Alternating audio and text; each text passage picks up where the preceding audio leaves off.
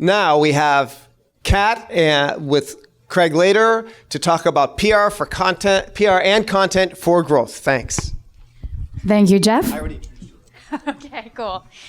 Hi, everyone. I'm Kat Manalac. I'm a partner at Y Combinator. And during my time at YC, I've helped hundreds of companies with their launches, with their pitches, with their initial interactions with press. And I'm going to be joined by Craig Cannon, who creates a lot of the content for YC. And we're going to be giving you a framework for thinking about marketing, content marketing and press as an early stage founder.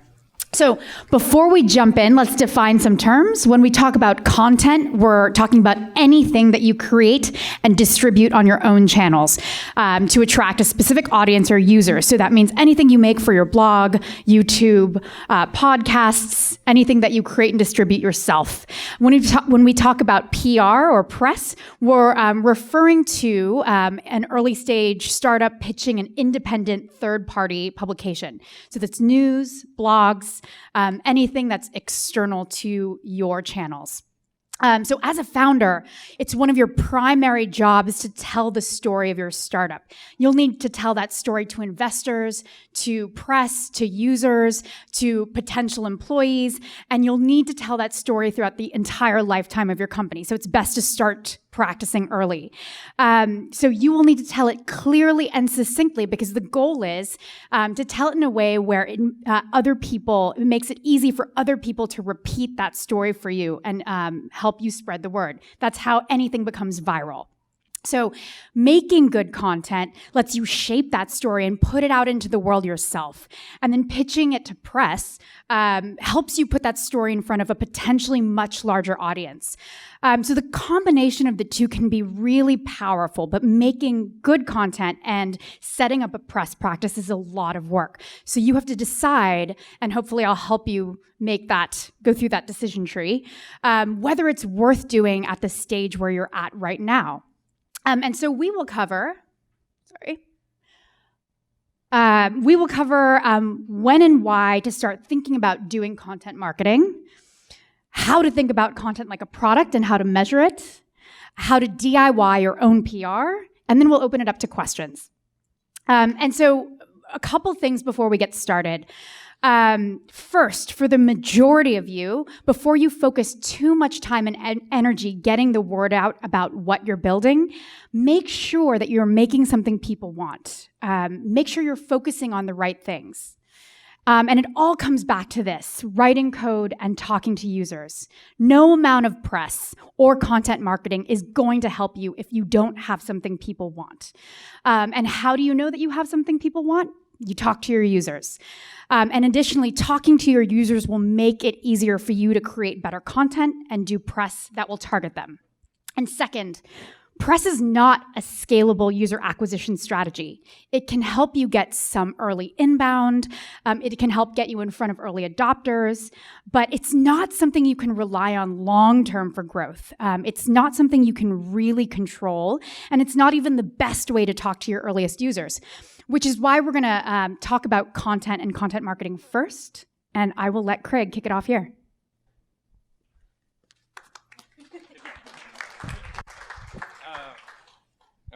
Hey. Hey, everyone. I'm Craig. I work with Kat at YC, do the podcast and all that kind of stuff. All right. So before working at YC, I worked at a place called The Onion. We made fake news before it was cool. I did a Photoshop, so like putting Joe Biden's head on like a fat guy's body in front of the White House, that kind of thing. Oh, all right, whatever. And then after working at The Onion, I co-founded a company and we made a thing called Comedy Hack Day, where developers and comedians work together to make funny apps. And then we had these big events. Alexis judged a bunch of them. And now I work at YC. So hopefully that's like the least logical connection of things in this deck. So today I'm going to talk about content marketing. Some people call it content marketing. Some people call it editorial. Some other people call it brand publishing. Some people call it social content. And then some other people call it a word I don't know. But like Kat said, this is just like basically everything you make. So it's going to be like your podcast, YouTube, blog, video, social stuff, whatever. we can get like more specific and granular about each of those channels if you want to talk one-on-one, but this is going to be kind of like broad across the board advice that hopefully you can use. So the number one question I get is when to start. Really, the thing is, just like Kat said, and just like Gustav said last week about applying growth tactics, you really want to be doing this after you've made something people want and you're confident that they're not churning. Because if they're churning, you're just wasting a ton of energy and a ton of money. So assuming you've hit that point, you can start thinking about content marketing. A lot of people do this in the beginning because they can't afford paid acquisition. So the way I think about it is the content as product. Hopefully you can just apply all the learnings from the lectures earlier on about product and just throw them right at content. So when you think about content as product, the only thing you have to change from like the YC advice of make something people want is make something your customers want. You are no longer bounded by nothing. You have this very clear market that you're going after, and you want to make something that they're interested in. I was talking with Wade Foster from Zapier. They do a ton of content marketing. It's really good, and they write about it on their blog. You can check it out. Oh, sweet. All right, cool. Thanks, man. And what he was saying is that in the early days, what they were doing was making things that Hacker News wanted, but it turns out that Hacker News and their customers was not a 100% overlap. So they were spending all this energy generating this content to get people through the door, but those weren't actually the customers that they were looking for. So just keep that in mind. And so now that you've committed to doing content marketing, you're going to do this. What you need to do is pick a goal. So there are basically two things that early stage companies want. Engagement. If you're a social company, that's like, Instagram, whatever, that's like time on site. Anyone else, it's going to be conversions. There's this third thing called brand, which is kind of this like vague, misty thing about like how people perceive you. You really don't need to worry about this early on. Obviously you don't want to like do evil things and have people hate you, but it's much harder to kind of comprehend and work towards. So engagement or conversions. And now that you're going, you want to just set up analytics. Suhail talked about this, but really it's like super basic stuff. The first thing I would do is set up Mixpanel, not Google Analytics, but something similar to Mixpanel will get the job done. You're just tracking where people are coming in, what they're doing, what they're clicking on, how long they're on their site, all that stuff. And then the next thing you want to do is install a Facebook pixel. Again, this might not be super valuable to you in the beginning, but a lot of YC companies launch without a Facebook pixel. And what this is going to do is capture who's hitting your site, who's logged into Facebook, so then you can later remarket at them. And this is going to be much cheaper than any other kind of Facebook audience that you can create. So you want to do this because if you launch on Hacker News and have like 10,000 people hit your site and you don't have it installed, you won't know who it is afterward. All right, so the next most common question I get is what platform? This one's actually not that difficult. You just want to find your customers. So you just talk to them and be like, where do you hang out? Do you hang out on Reddit, Instagram, whatever? You can look at your refer data, but this is really all you have to do because your objective is to find people like them. And then once you're hanging out there long enough, you're going to be able to figure out what does well there. So for instance, like essays, like Paul Graham's essays, they do well on Hacker News. Makeup tutorials do well on YouTube, vlogging, all that kind of stuff. Because you're going to want to make the stuff that does well on those platforms. This is for two reasons. Distribution is really hard, even for huge companies. A lot of companies would just rely on paid acquisitions, like boosted posts on Facebook, that kind of thing. And you have no money. And so assuming these two things are true, you have to figure out where your customers are, and you have to figure out what does well there. Two examples. So Scentbird, they're a YC company. They do a perfume and like makeup subscription box. They do Instagram influencer marketing. You can read all about this online. They've blogged about it a bunch. Another example is YC. So YC, although PG and Jessica, Robert and Trevor might not say this, has been doing like content marketing since the very beginning, even before. So with Paul's essays, and then Hacker News was built, and then those essays do really well, and that's the exact kind of audience that would create a startup. They just kind of like rinse and repeat. All right, so now that you've found out where you're gonna go and like generally what you want to be making, I think not enough people spend enough time brainstorming. It sounds kind of silly, but most content, because people don't spend enough time brainstorming, ends up being derivative of all like the average of all the other stuff people see. So it doesn't stand out, and it looks like all the other stuff because you got the ideas from the other people whose blogs you're reading or your competitors, whatever. And my example of this is going back to The Onion. So The Onion's been around for like 30 years, maybe more at this point. And they've had hundreds of people work there. This is how The Onion picks headlines. And I think it's particularly important because it's allowed them to create consistently good stuff with a lot of different people over a long period of time. So the way The Onion picks headlines is they have, say, 10 writers. Each writer is responsible for 10 to 15 headlines a week. And then they email those headlines to an editor. The editor removes everyone's name, and then they just pick their favorite as a group. And so the objective is to have like only 5 to 10% roughly survive. And so what this is really good at is, first of all, it removes biases for like who's the CEO, who's the new guy or whatever, or girl, whatever. And it also gets you past the point of those first 3 ideas, which are kind of the same from everyone. This is like a huge problem. And if you go on like just any average company blog, they're all writing about the same stuff. So it's a huge mistake. I think The Onion got it right. There's a This American Life episode about it if you want to learn more. And that's how you get this. This is one of my favorite ever. It's before my time, but it's so good. Oh, man. All right. Can we just stay here for the rest of this? No, just kidding. All right. So now you want to make something good. Again, this is like dumb stuff that should be self-evident, but I don't know. It doesn't seem to be based on the internet. What does that mean? So that means dedicating real time.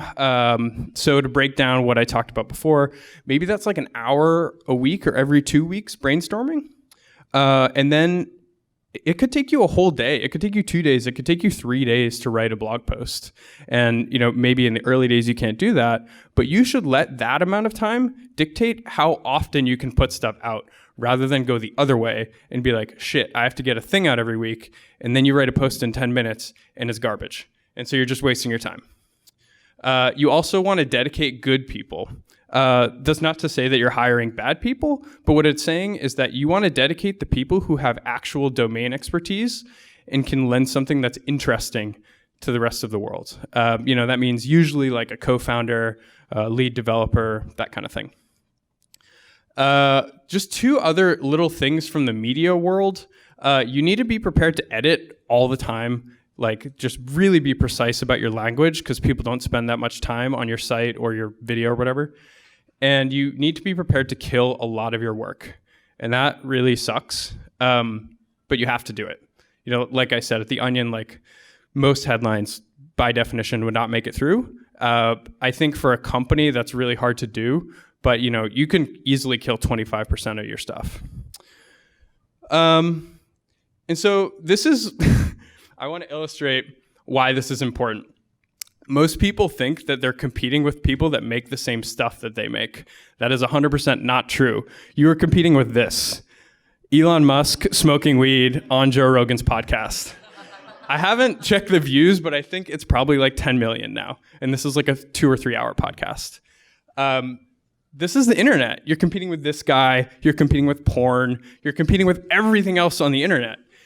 And once you like really let that sink into your brain, you will have the motivation to make something that's both valuable and engaging. Oh man, that was a good podcast too. All right, so then the next thing, this is the part that's really hard for me, is promotion. So promotion is both incredibly boring and totally necessary.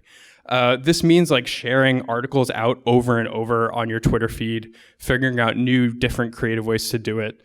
A lot of people will tell you to make a version for each platform. You can do this, but again, you're going to be optimizing for one place where your customers are. YC, so like now like I clip up the podcast and like put it on Instagram, and that's cool, but like we're still getting way more podcast downloads than we are getting like Instagram views. And that's just how it goes. Not everything's going to work everywhere. I'm putting this slide in here twice because if I were watching this talk, this would be the thing that I'd be like, oh yeah, man, I got it. Don't worry about it. And then I would skip over it. And then I would have played myself because I'm dumb and lazy and I would not promote it enough. And Ice-T is awesome. All right, so just really quickly, I'm going to rip through a couple examples. So Gustav talked about this one last week. SEO, Airbnb made a bunch of city guides. So these are both super useful. They get you on the site. You can hit someone with a Facebook pixel. You can get your brand in there, and then you can convert. Like, this is such a dream for them. Influencer, Scentbird, influencer marketing. If you Google just those two words, you'll read a bunch of blog posts about that. Customer profiles. So Zapier, who I mentioned earlier, they help non-technical people work with APIs by doing all these integrations for them. What's particularly cool about this is that they are always finding new and creative ways to link stuff together. The customers want to talk about themselves, and they do it over text. Text interviews are like a total cheat code for young companies because they require way less production than video or audio. The internet really likes it for like SEO, for scraping, and it makes the person look really smart. We've done some of these at YC. Time over time, like the person wants to promote it more than they do than when they see themselves in a video and they feel weird. So that's an easy thing to do. Industry advice is another great one. So TripleByte helps companies hire engineers. Intercom is that little like chat widget you've probably seen before. Desk Trainer at Intercom writes about product and content marketing. Those are great essays.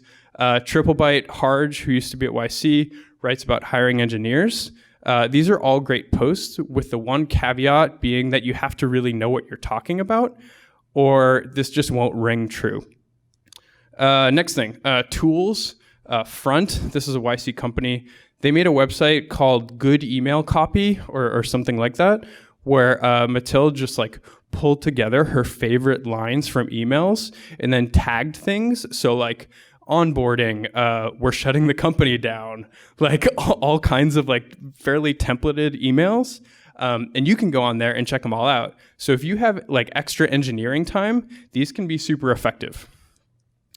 Community. So both Hacker News and Product Hunt were kind of like built out from YC entities, but just getting good at engaging with your community on HN and Product Hunt is really undervalued. If you're someone who's like known as like a good actor on these sites and like engages with people and is cool, that's worth your time. Not saying just like lurk and comment on everything, but just know how it works if that's where your customers are. And then the last thing, and this is like not exhaustive at all, but these are just like some examples. Publishing. So Stripe is now making books. 37 Signals, Basecamp, they make books too. This is super powerful in terms of like your influencer status, but really, really hard to track. So this would be later down the road, but it is effective. And because it's hard, most people aren't going to do it. So you can really stand out. And that's it. So Kat's going to come up to talk about press.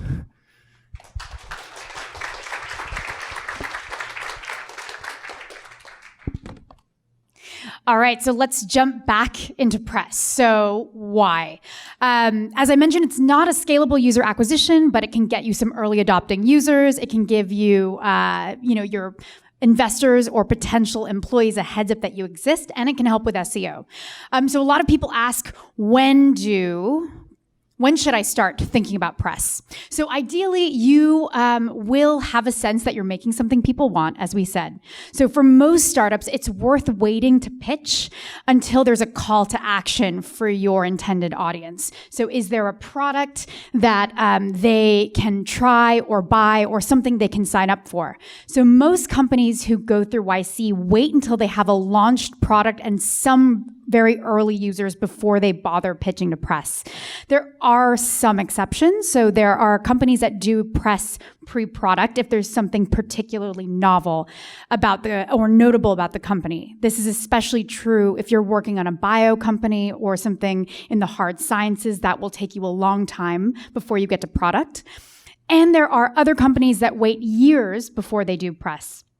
So one thing to note is that most media outlets don't cover very early stage startups anymore. So you shouldn't waste their time with a non-story. Think about what you're pitching objectively. Like, why should they care about this and why now? And so, that's one reason why a lot of startups the first time they pitch press will be to announce a fundraising round, because that's timely news. And that's why you see a lot of those fundraising announcements. It's just an opportunity, a timely opportunity to pitch. So we'll talk about, I'll go through a checklist of things that you should prepare when you are pitching press and the mechanics of how to do it. But first, a quick word on PR firms. Don't hire them.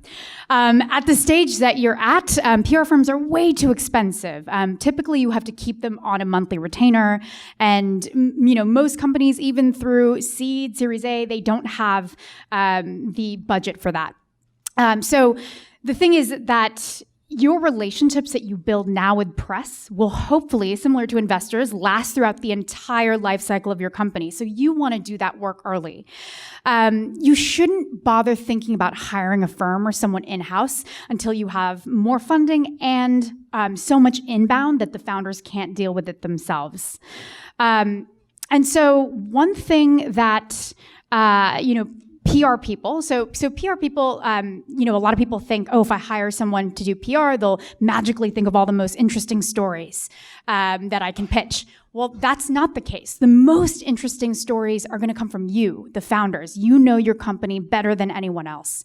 And so what PR firms do have is connections to reporters, but you can build those yourself. And here's how we think about it. We treat PR like business development. So like BD or sales, which you wouldn't outsource early in your company's life, you shouldn't outsource pitching to press in the very early stages of your company. As I said, these are relationships that you should build now and will hopefully have for years to come. And so when you think about, how to do this, we can talk about what you need to do to DIY your own PR, essentially. So we will walk through that now. So, a couple things that I recommend any company do and people ask me, how much time should I be spending on this? So here's some recommended prep work. I think you can spend at least 30 minutes per week reading about the news in your industry. Keep a list of publications that cover your space, a list of media outlets that your users read, and a list of specific reporters who are interested in your vertical. So if you don't know which outlets to track or to read, talk to your users and ask them what they read and what they're interested in. Then I think that if you decide you want to try pitching to press, I think about it in 3 to 6 month increments of time. So you can build a calendar. You can spend half an hour once a month thinking about what milestones are coming up that you're going to hit, what announcements you might have, and map them out. So here's an example using a startup school company in this batch. They're called Orbi. Orbi is building flying robots that help retail with inventory tracking and surveillance.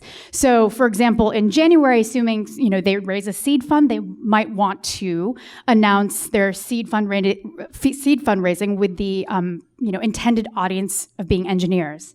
Then in March, for example, they may want to pitch a trend data story, targeted at CTOs, that talks about how AI is lifting up brick and mortar retail sales. So, it's just good to kind of do these brainstorming exercises similar to what Craig talked about in the content space for potential stories that you can pitch externally to press. So once you've decided you want to pitch a story, the first thing to do is to define your goals and your audience.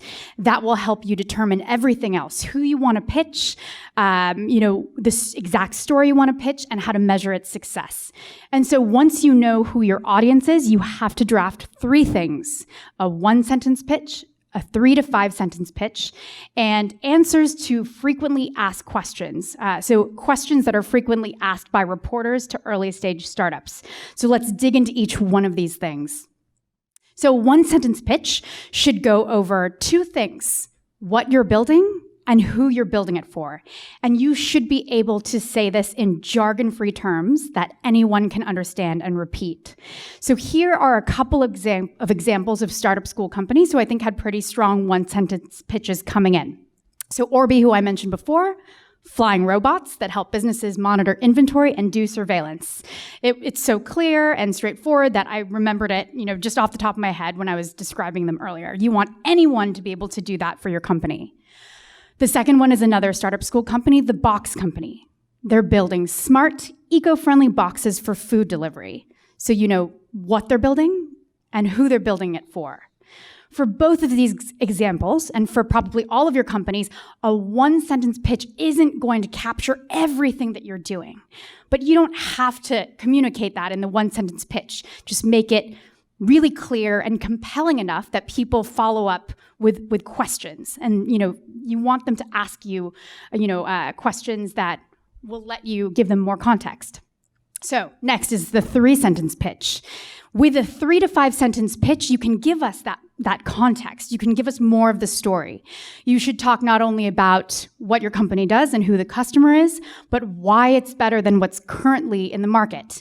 And then also, if there's anything really notable about the founders or the story or the market, make sure to put that in there. So usually when we are pitching companies at YC, when we're pitching to press about their launches or fundraising, this is the pitch that we send to reporters. So let's go through 2 examples for Orbi and the Box Company. So Orbi is building flying robots that help businesses monitor inventory and do surveillance. The robots were designed with safety in mind and are outfitted with lightweight vision sensors that let them navigate autonomously alongside retail or warehouse employees. Orbi can save employees hours of manual work per shift so they can spend more time doing things that matter, like serving and helping customers. The company is currently in pilot talks with major US retailers. So we covered what they do, who they're building it for, and why they're better than what's currently in the market. When I talked to the Orbi founders, they said, what makes us special is that these are very lightweight and they're very safe so that they can fly around indoors, alongside humans and really help them. We also teased the fact that they are in talks with big retailers. And so that's something that might pique someone's interest, a reporter's interest. Second is the Box Company. They're building smart, eco-friendly boxes for food delivery. And then you can talk a little bit about the market. The food delivery market is on the rise. It's predicted to grow 79% by 2020. And then you can talk about the problem, but it's still difficult to order food, to order delivery and get the same quality you'd get in a restaurant. Additionally, packaging is often non-recyclable and non-compostable, which creates an enormous waste problem. So then you talk about their solution. The Box Company is solving these issues with a patented box that improves the entire delivery process. And you can talk a little bit about the units, that they're stackable, easy to assemble, they solve this soggy, sloppy food problem. And, then if you have specific, so say they have a customer, they might want to put that in, talk a little bit about their progress. But here, again, you have a little bit more context. You can show how big of a problem it is and how they're solving it. So now you have this. I think it's best for you and your co-founders to draft the answers to frequently asked questions that reporters ask. So I talked to many reporters, and one of them sent me this list while she was at Laura Kolodny, while she was at the Wall Street Journal. She said, these are the questions that I ask all early stage startups and expect them to know how to answer. And so, I won't go through every single one of these now, but you can take a photo of it or reference it later. But these are, so it's best to draft really succinct answers to these. And one piece of advice I have is that it's great to practice. It's great to practice your succinct answers, but I wouldn't over-rehearse because you don't want to sound like a marketing robot with everything memorized. You don't want to have these memorized answers that you use in every context. So what I typically tell founders to do is have answers to all those questions, and then what I recommend doing before talking to press is bullet pointing the 3 to 5 points that you want to make sure to talk about in an interview, and then let the rest of the answers to questions sort of flow organically. So it's good to practice, but don't over-rehearse. So let's talk now about how to pitch to press, like what the mechanics are. Now that you've done this prep work, now that you're ready, I will dig into each one of these. So picking your moment. The big question is why now? TechCrunch, back when they first started, covered pretty much every single company that launched because there were one startup every 2 weeks would launch in the early 2000s. But now they get tens, if not hundreds of pitches per day. So you have to think about, what's your news hook? If you have news like a fundraising round, that sort of makes it easy. Or if you can show that you're part of a trend or current news story, that might be, what makes it easier for you to get a response. So the example for Orbi, they can say, Orbi, we're a flying robot company, and we're giving brick and mortar retailers a fighting chance against Amazon. So everyone's talking about, it's all retail against Amazon these days. So if you can plug yourself into a trend piece like that, that makes it easier. So another thing to think about around timing is that if there's a big news event happening that week, don't pitch your story. So if you're reaching out to TechCrunch during TechCrunch Disrupt, you'd be crazy lucky to get a response from them. Or if you're pitching a reporter who covers Apple, don't hit them up during WWDC. Your chances of getting a response decrease immensely. And so now, after you are picking your moment, you have your news hook, you know what you want to pitch, you can pitch your target. And this is easy because you think through who is your audience, what are my goals, think about what they read. I would stack rank a list of your top 3 choices.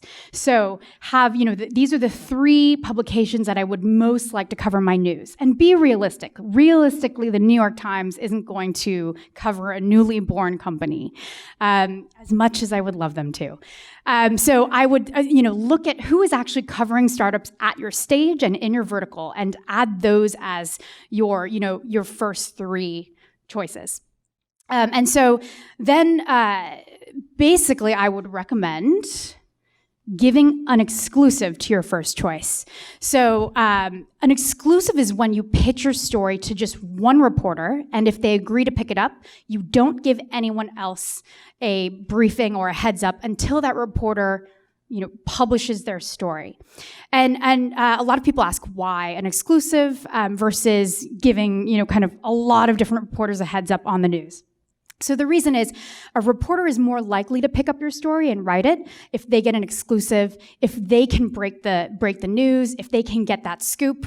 So I recommend offering that one publication an exclusive. And once you're a bigger company and more of a household name, or you have bigger, say fundraising Series A plus news or huge hires, then you can think more about briefing multiple reporters at once. But early stage, for the vast majority of YC companies and anyone pre-YC, I always recommend exclusives first. And so now that you know who your target is, that you want to offer them an exclusive, how do you get in touch with that reporter? And so the best way to get in touch with reporters is through warm introductions, just like business development, right? The best way to get an answer from someone is to get a personal introduction to that reporter. And so cold emailing will get you, maybe if you're lucky, a 1 in 10 response. And warm introductions will get, at least half the time you'll get someone to respond to you. So what I would do is create that stack rank list. Here are the top 3 choices of reporters you'd want to reach out to. If I were Orbi, for example, I might want to hit up Laura Kolodny at CNBC. She covers drones and flying industrial robots. And so, I would then ask my network, everyone I know on Facebook, any other founders I know, would you be willing to does anyone know Laura? Has she covered anyone in my network? And would you be willing to give me a warm introduction? And so YC founders often ask each other for introductions to press. And so that's for them the easiest way in often. And so assuming you find that person to give you an intro, make it as easy as possible for them to introduce you. So I would draft the email for them. This is what a draft email might look like. They should be no longer than this. Anything longer than, 2 short paragraphs, a reporter or anyone really, their eyes will glaze over. So draft that warm intro email for your friend and hopefully you have a better chance of getting a response from that reporter. And then finally, I would say give it time. I often get requests from founders saying like, oh, can you help me out? I need this to be done tomorrow. I want to launch on Wednesday. And that just isn't going to happen. So ideally, work your way back. Say you want to announce something 2 or 3 weeks from now. Give it at the very least 2 weeks for the whole process of warm introductions, then making, a meeting with that reporter and then having the piece come out. So 2 weeks is the absolute minimum time I would give it.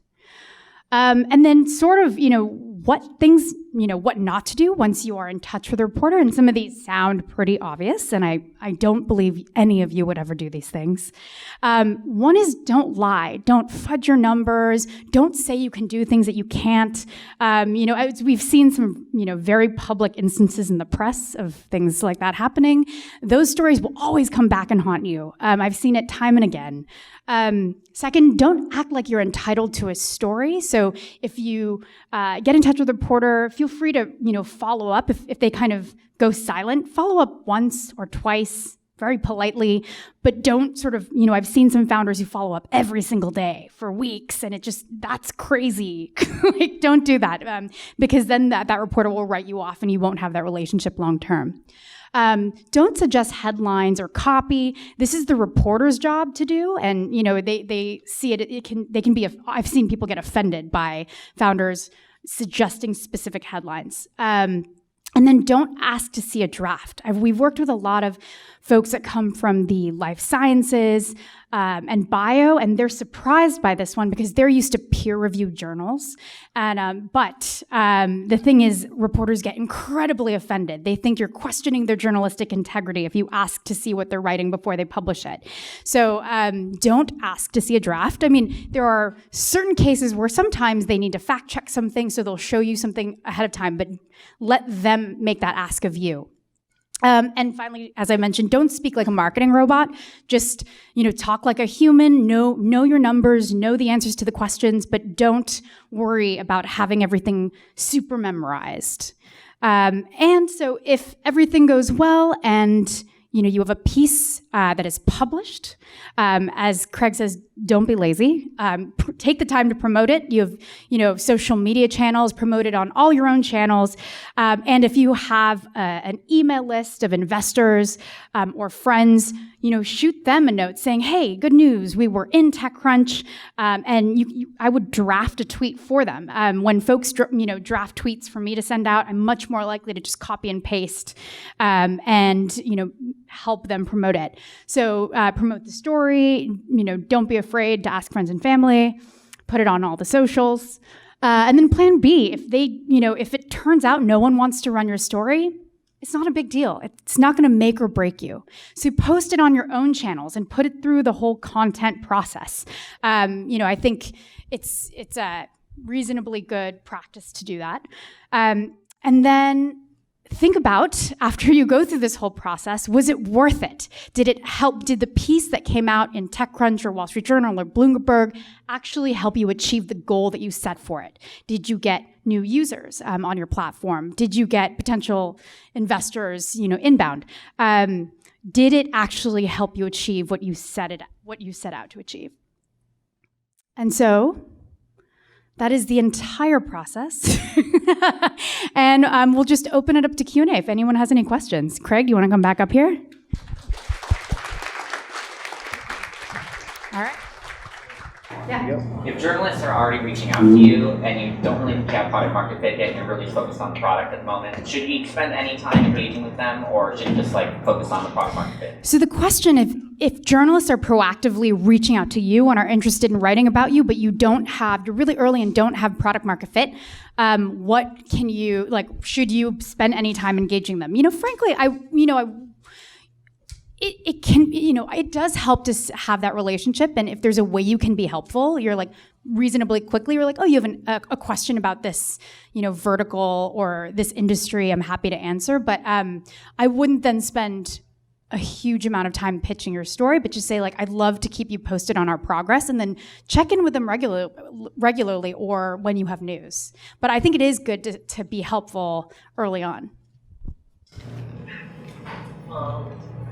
If your first content marketing approach is going to be blog, would you recommend branding it as a personal blog or a subliminal link to your company or product, or do you straight up brand it as your company?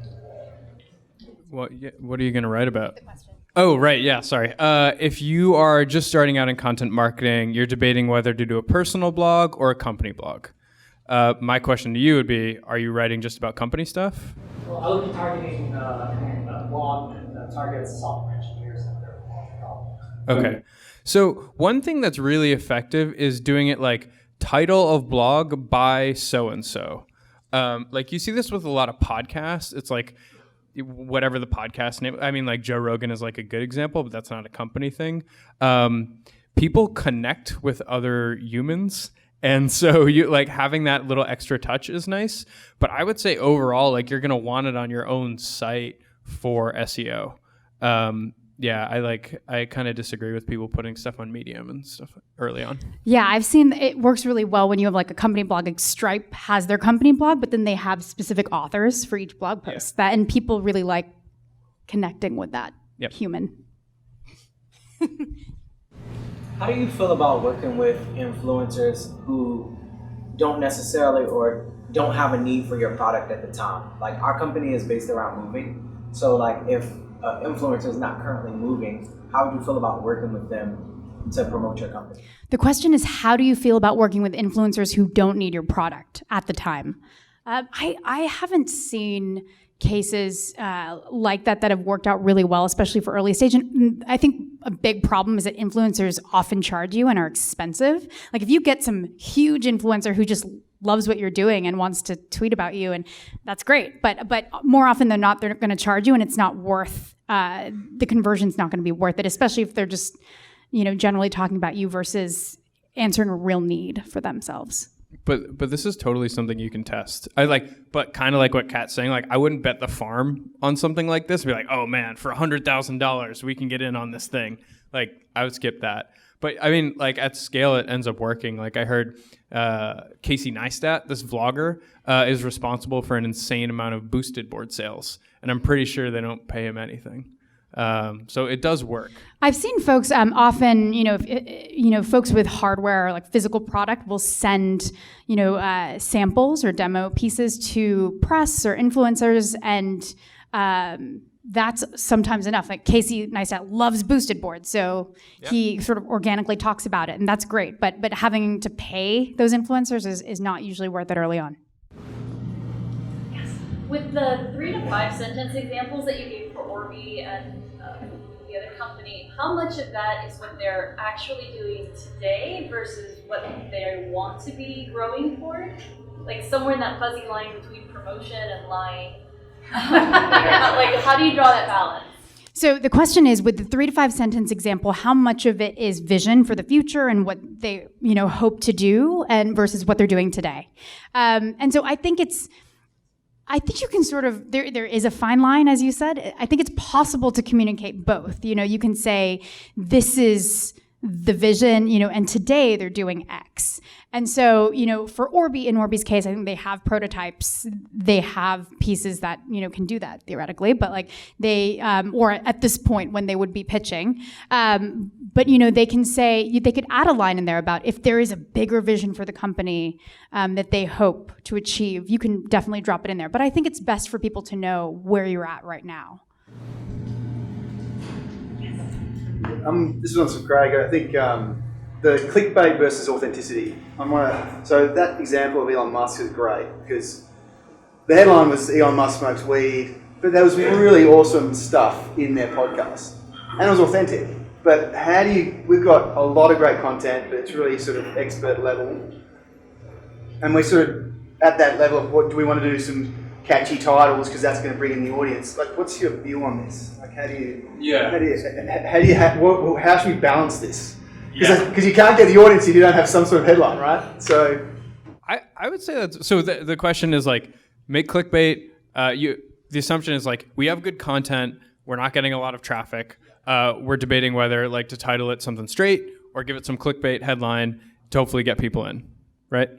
Right. So I'm generally not for that. I mean, the thing that bothers me more than clickbait headlines are really shitty stock photos. Like, I think that's like a red flag more than anything on a blog. So definitely skip those. This is something you can test, but kind of back to that Zapier point, like, if you know where your customers are and like know what they really want, you should be able to title it in a way that will get them to respond.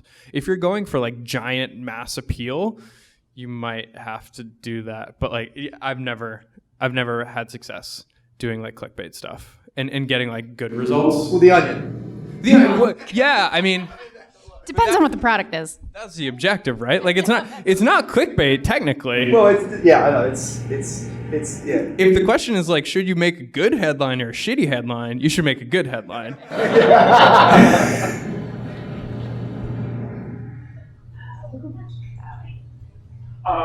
Hi, thank you.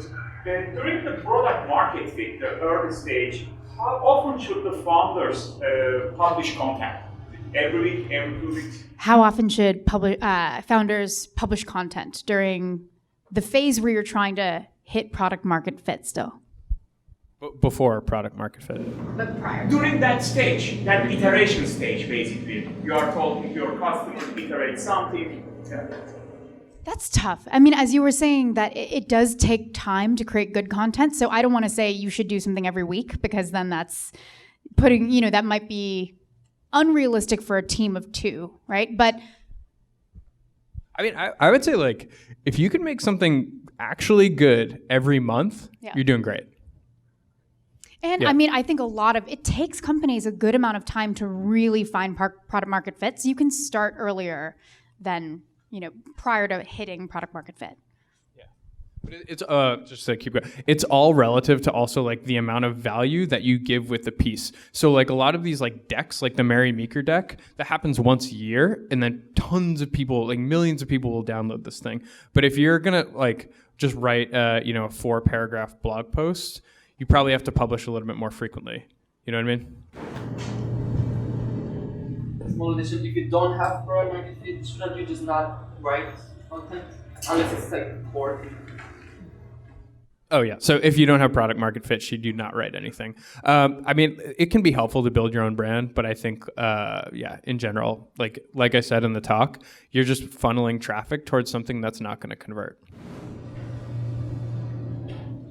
I was wondering, can you go over some of the dangers of like celebrity endorsements and star powers? Like basically, if you've got somebody that's really gung-ho about boosting your product and they've got a huge audience, like what are things you should avoid with that?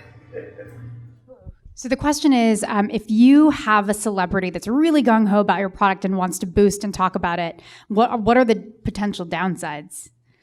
Oof. Like if the alt-right or something decides they want to, that's happened, right? So it's like, I mean, there are definite downsides. I don't think that, it's not something I would worry too much about.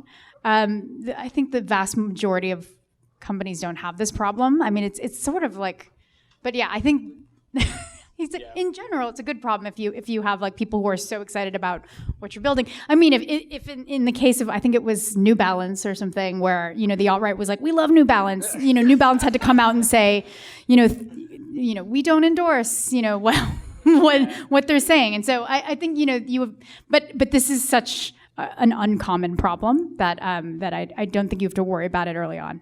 So it's more like if there's a catastrophe, just exploit the PR out of it. Or I mean, it's like if there's a catastrophe, then I would say like your founding team should be ready with a response for that, and get out there. And also like I agree 100% with Kat. But if you're getting a celebrity on board just because they are inflammatory, like if you thought Alex Jones was like the best representation of your brand and like you weren't prepared for the shit show that was going to come, like that's kind of on you. You know what I mean? Yes. Cyril from Sensier. Just curious, I mean, how often should we send updates, or should we send updates to the press if we have their contacts and already reached out? Should we regularly communicate on the developments of the product? Typically, for the vast majority, repeating the question, how often should you send updates to reporters about your product and the progress that you're making? So I would say that they don't generally want to hear every, update you have about your product or, that kind of progress. If you have news, they certainly want to hear that. If there's something you want to announce, and even, I would give them the chance to say no, that they're not interested. It's worth it if you have news reaching out.